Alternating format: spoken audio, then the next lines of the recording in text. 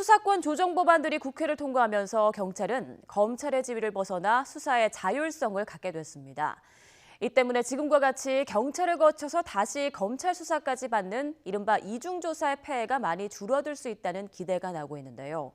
하지만 경찰 수사에 대한 국민의 신뢰 회복이 전제되지 않는 한 큰 기대를 하기 어렵다는 지적도 나옵니다. 김대근 기자가 짚어봤습니다.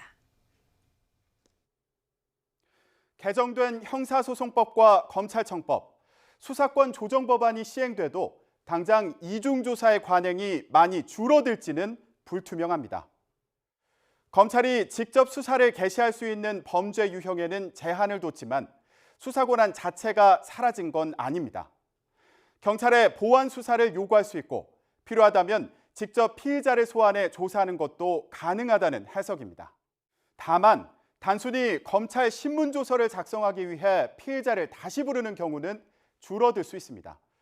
지금까지 법정에서 유력한 증거로 인정된 검찰의 피의자 신문조서도 경찰 조서와 같은 수준으로 증거 능력이 제한되기 때문입니다.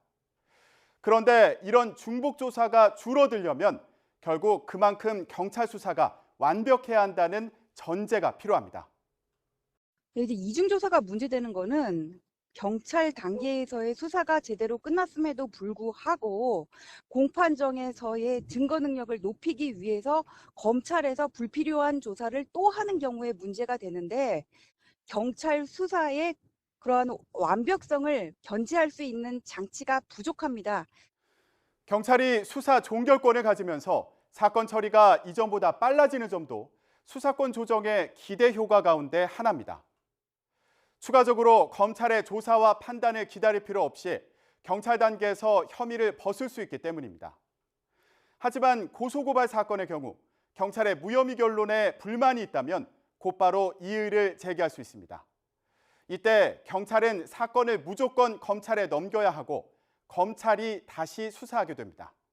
경찰이 자체적으로 인지해 수사한 사건도 무리하게 종결한다면 견제할 장치가 부족하다는 우려도 계속 나오고 있습니다.